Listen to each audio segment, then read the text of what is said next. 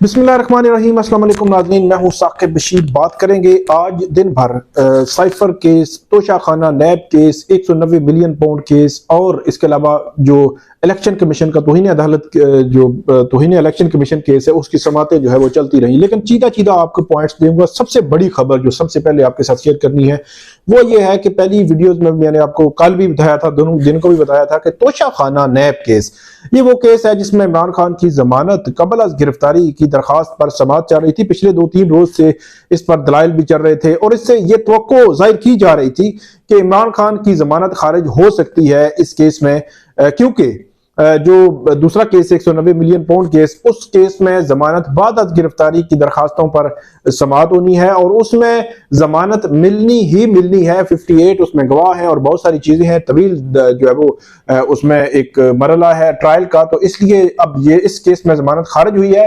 अब इस केस में जो नैब है वो जो इमरान खान है उनकी गिरफ्तारी नैब ने डाली है। नैब कल अब इस केस में इमरान खान का बाकायदा जो है वो फिजिकल रिमांड लेगा और 1 माह आपको पता है मैक्सिमम वो ले सकते हैं। लेकिन मेरा ये ख्याल है कि 18-20 रोज तो अब इस मामले में गुजर जाएंगे और उसके बाद इमरान खान इस केस में जमानत बाद अज गिरफ्तारी की दरखास्त जो है वो दायर कर सकेंगे। लेकिन बड़ी खबर यह है कि अब तोशाखाना नैब केस में भी इमरान खान की गिरफ्तारी हो चुकी है। 190 मिलियन पाउंड में जमानत बाद अज गिरफ्तारी की दरखास्त पर 20 दिसंबर तक जो समाअत मुलतवी हो गई है और बुशरा बीबी की तोशाखाना और 190 मिलियन पाउंड केसेस में 20 दिसंबर तक समाअत मुलतवी हो गई है। एहतसाब अदालत के जज मोहम्मद बशीर साहब ने आज देर तक जो समाअत की और तकरीबन अभी 7:45 बजे उन्होंने फैसला सुनाया है और महफूज किया गया था फैसला और उन्होंने फैसला सुनाया कि जमानत खारिज की जाती है। अब इस केस में इमरान खान अंदर रहेंगे। 190 मिलियन पाउंड में आइंदा आने वाले दिनों में उनकी जमानत होने के इम्कानात मौजूद हैं। साइफर केस में आज क्या हुआ, उन पर फर्द जुर्म आयद हुई, फर्द जुर्म आयद नहीं हुई। इमरान खान ने क्या कहा, फवाद चौधरी से उनका क्या जो है वो मुकालमा हुआ फर्द जुर्म के हवाले से। सलमान सफदर साहब ये कहते हैं कि फर्द जुर्म आयद नहीं हुई।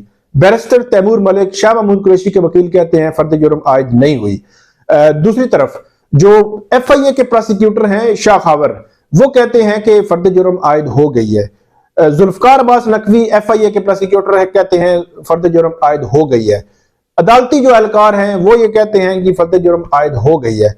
अब फर्द जुर्म आयद हुई है या नहीं हुई, अब अदालती ऑर्डर आ जाए तो उससे हमें कंफर्म हो जाएगा कि क्या मामला है। ये एक अजीब सी सिचुएशन बनी है और सलमान सफदर ने कहा कि ये मतलब अजीब सा तरीकाकार है कि हम अंदर थे, अंदर तो कोई ऐसा प्रोसेस ही नहीं हुआ। जब प्रोसेस नहीं हुआ तो फर्द जुर्म आयद नहीं हुई, फर्द जुर्म आयद नहीं हुई तो कैसे आप उसको काउंट कर सकते हैं, कंसिडर कर सकते हैं।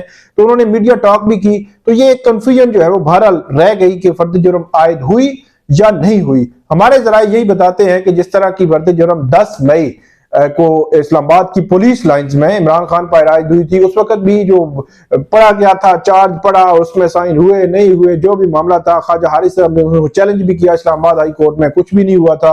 और उस वक्त जो वकला बाहर आए थे इमरान खान के, तो उस वक्त उन्होंने कहा था कि फर्द जुर्म आयद नहीं हुई। तो फिर ये हुआ उसी फर्द जुर्म आयद की बुनियाद पर, मतलब 10 मई को जो फर्द जुर्म आयद हुई थी उसी की बुनियाद पर 5 अगस्त को इमरान खान को उसमें सजा दे दी गई थी। तो इसका मतलब आप ये समझ सकते हैं कि अब जो फर्द जुर्म आयद जिन्होंने करनी थी, अब अदालती ऑर्डर में ये आ गया तो अब फर्द जुर्म बज़ाहिर जो है वो उसको आयद ही समझा जाएगा। लेकिन इमरान खान के वकील कहते हैं हम इस मामले को चैलेंज करेंगे। अब एक और मामला इस्लामाबाद हाई कोर्ट में उन्होंने चैलेंज किया हुआ था, वो भी सामने आ गया है कि उसमें बुनियादी पॉइंट ये है कि उसमें 4 दिसंबर का ऑर्डर जो ट्रायल कोर्ट हुई थी वहां पे जो जेल समाअत हो रही है साइफर केस की, तो उसमें उन्होंने कहा था कि फिर प्रोसेस फॉलो नहीं किया गया। जो एक नोटिफिकेशन देना था फेडरल गवर्नमेंट ने वो नहीं दिया, प्रोसेस फॉलो नहीं हुआ, तो इसलिए उस जो है वो जो ट्रायल है वो ठीक चल नहीं रहा, तो इसलिए उस ट्रायल को कलअदम करार दें और ट्रायल को रोक दें। कल सुबह 9 बजे जस्टिस मियां गुल हसन औरंगजेब समाअत करेंगे।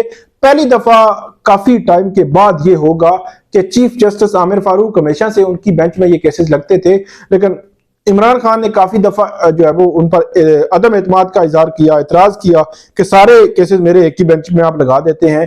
तो अब ये केसेस जो है वो कल जस्टिस मियां गुल हसन औरंगजेब के बेंच में लगे हैं। इमरान खान के 2 केसेस हैं और कल स्टे भी उन्होंने मांगा हुआ है। तो देखते हैं कि कल एक तरफ जो ट्रायल कोर्ट है वहां पे समाअत कर रही होगी और एक दूसरी तरफ जो है यहाँ पे समाअत हो रही है इस्लामाबाद हाई कोर्ट में। तो देखते हैं कि अब क्या होगा, स्टे मिलता है नहीं मिलता है या क्या होगा। फवाद चौधरी की इमरान खान से जो है वो हेलो हाय हुई और उन्होंने पूछा कि तुम पे क्या डाला है उन्होंने, और सलाम दुआ हुई। और जो जराए हमारे बताते हैं कि मतलब जाहिर सी बात है, फवाद चौधरी मई के बाद पहली दफा मिले थे रात को, और वीडियो में मैंने आपको बताया था कि पहली दफा फवाद चौधरी और इमरान खान का आमना सामना होगा। अब उसमें जस्चर क्या होगा, कैसा होगा, क्या उनके अल्फाज होंगे, क्या इमरान खान कोई मतलब बात करेंगे नहीं करेंगे, फवाद चौधरी सलाम दुआ होगी या नहीं होगी, लेकिन जराए ये बताते हैं कि वो उनकी आपस में दुआ सलाम भी हुई और उन्होंने पूछा कि आप पे क्या जो है वो डाला हुआ है उन्होंने। और उसके बाद जो अलीमा खानम है, उनकी जो बहन है इमरान खान की, उन्होंने भी जो फैमिली थी इनको उनको भी ये कहा फवाद चौधरी की कि उनको कहें कि मतलब घबराना नहीं है। तो इट मीन के एक जो फवाद चौधरी के एक मामले में, या फवाद चौधरी टुवर्ड्स फवाद चौधरी, इमरान खान का वो जो मामला था, उन्होंने बज़ाहिर जो है वो एक उनके फेवर में बहरहाल जा रहा है, जो कुछ आज उनको जस्चर मिला है इमरान खान की तरफ से जेल में। तो फवाद चौधरी और इमरान खान के खिलाफ इलेक्शन वाला जो मैटर था वो भी वहीं पे रह गया, और उसमें भी अजीब सूरत हाल हुई कि आज नहीं थे इमरान खान के वकील शोएब शाहीन, तो फिर तारीख पड़ गई 19 दिसंबर। अब उन पे भी इलेक्शन कमीशन के सारे जो पहुंचे हुए थे मेंबरान के, हम भी जो है वो कोई हिस्सा डाल लें, तो बहरहाल वहां पे हुआ। फिर मीडिया को बहुत लिमिटेड एक्सेस दी गई थी। आज भी 3-4 जो है वो दोस्त वहां पे गए हुए थे, दूर थे। शाह महमूद कुरैशी ने और इमरान खान ने भी बात की, वहां पे रोस्टरम पे बात की उन्होंने, और इमरान खान ने वो अपने पुराने इल्जाम जो है वो दोहराए और अदालत के सामने वो जो है वो रखे, खासतौर पर जनरल बाजवा और डोनाल्ड लू के हवाले से, कि जो साजिश थी उस वक्त की हुकूमत, मुंतखब हुकूमत के खिलाफ, उसको मैंने जो है वो एक्सपोज किया। ये इमरान खान का एक मौकफ था। और दूसरी तरफ जो मामला था वो भी बड़ा जो है वो अहम इसलिए था कि शाह महमूद कुरैशी ने भी अपना पूरा जो है मौकफ उनके सामने रखा, अदालत के सामने रखा। डायरेक्ट जो है वो इमरान खान की बात नहीं हुई मीडिया से, लेकिन जो वहां पर जो सिनेरियो था, वो सिनेरियो यही था कि इमरान खान के वकला ने आज भी ये पॉइंट किया कि मीडिया को बहुत एक ग्लास या शीशे के कमरे में बंद कर दिया गया है, इस तरह जो है वो उसको ओपन ट्रायल नहीं कह सकते। एक और दरखास्त प्रोसिक्यूशन ने दायर कर दी है कि आप जो है वो इसको खुफिया ट्रायल डिक्लेयर कर दें। तो अब सेक्शन 14 है ऑफिशियल सीक्रेट एक्ट की, उसके तहत इसको इन कैमरा ट्रायल डिक्लेयर करने की दरखास्त दी गई है। इसमें इमरान खान और शाह महमूद कुरैशी के वकला को नोटिस हो गए हैं। अब वो उस पे नोटिस पे जो है वो आर्गूमेंट्स करेंगे कल, और कल मुझे ऐसे लगता है कि अबुल हसनात मोहम्मद जुल्करनैन साहब इस ट्रायल को खुफिया मतलब इन कैमरा ट्रायल डिक्लेयर कर देंगे, और उसके बाद मीडिया और पब्लिक के लिए हमेशा हमेशा के लिए जो है वो पाबंदी लग जाएगी, और फिर हम जो है वो मुख्तलिफ लोगों से जराए से पूछ कर आपको खबरें जो है वो शेयर किया करेंगे। बहरहाल बड़ा अनफॉर्चुनेट है, साबिक प्राइम मिनिस्टर का एक ट्रायल हो रहा है, तो ट्रायल में शफाफियत तो यही है कि वहां पे मीडिया को मैक्सिमम एक्सेस होनी चाहिए, लेकिन मीडिया को बहुत लिमिटेड एक्सेस दी गई। अब वो लिमिटेड एक्सेस भी खत्म होने जा रही है। तो ये थी आज की दिन भर की जो है वो सिलसिला था, मामलात थे, चीजें थी।